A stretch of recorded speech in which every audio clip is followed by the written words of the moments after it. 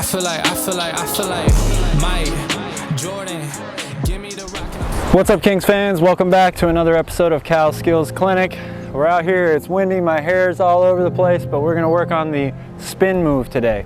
It's one of my favorite moves to use, and I'm gonna show you how there are different variations of this move in different situations on the court. The spin move should not be the same every time. We're gonna work on evading full court pressure first, and then we're gonna work on a spin move in the half court offense as a move to get directly to the basket and score. Let's get to it. So again, to begin this drill, we're gonna be working on ball handling, particularly the spin move. This first scenario, we're gonna work on bringing the ball up the court from the backcourt against full court pressure. The spin move is one of the easiest and best ways to shield the ball from your defender in a full court pressure situation. When you're doing this move, you want to make sure that your spin is going to be nice and wide. And what I mean by that is, as you are bringing the ball up in one direction of the court, your defender is obviously going to be continuing to shade you in that direction. Against full court pressure, your defender is likely going to be trying to push you either into the corner for a trap or towards the sideline where they can use that as another defender. So, as you're bringing the ball up the court and your defender is continuing to shade you this way, that's when you're going to stop, pivot, and spin. But you want to make sure that this spin is wide, because if I make my spin too narrow, I'm not going to get any separation here from my defender. He can easily recover back and get right in front of me here. But if I make sure that my spin is nice and wide, taking a big step back this way, I'm already headed in the other direction. It's going to take my defender much longer to recover and beat me to this spot. And by the time he does, I'm another spin away, back the other direction. Keeping in mind that when you make this spin move, the ball is going to stay kind of like a string attached to your hip. As you pivot and pull your hips back this way, the ball is going to come right with it, bounce, and right into your next step to the other hand.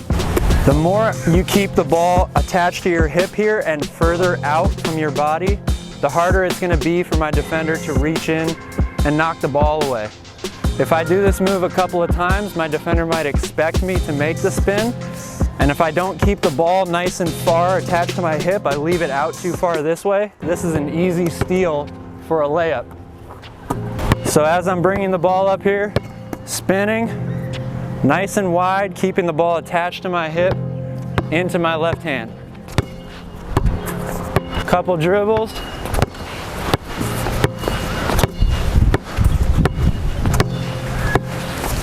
Say you're close to half court, you're trying to get your offense set, you can simply pull the ball back and stop here, check to see what this side of the court is doing before spinning away.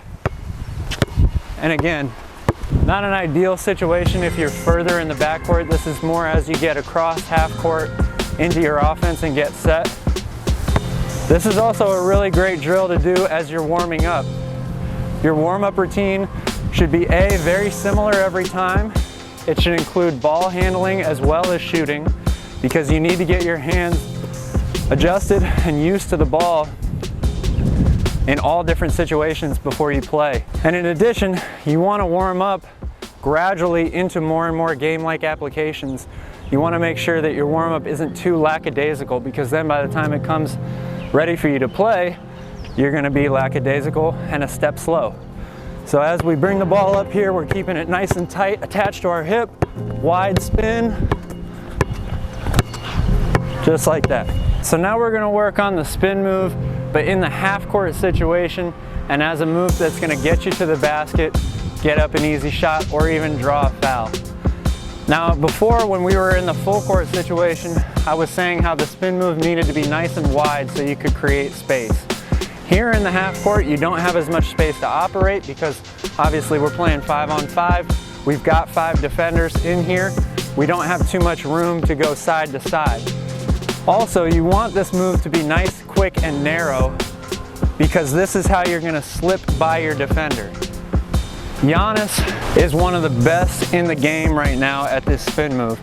Now it does help that he's nearly 7 feet and has huge strides, but He is great at this move because what he does is gets his defender to commit to one direction, whether he's dribbling right or left, and then he's gonna pick the ball up, bring it nice and tight. Before in the half court, we were saying how we wanted to keep the ball wide. Here you want to keep it tight. It's almost like a pin dribble where you're using this to shield the ball off from any defender that's going to try and poke it away. And he gets a nice big tight spin with a big step here so that the defender is on his back and his next step is right at the basket with nobody to contest. This move is going to be tight and compact, and you want to make it as quick as possible. So as I'm dribbling in, getting the defender to commit, picking the ball up tight, big step, right towards the basket. You want to practice this move from both sides of the court and work on both left hand and right hand finishes. So if I have the ball on the wing over here, I'm getting my defender to commit that I'm driving middle, and then I'm going to tight spin right by him for a left hand layup. On the other side of the court, it's going to look very similar, except I'm committing to the inside of the court with my left hand. Tight spin in for either a floater, right hand layup. All right, let's see what it looks like in real speed.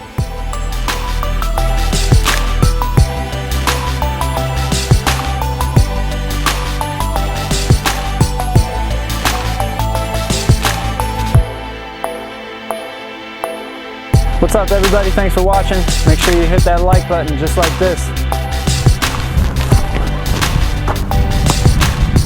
Woo!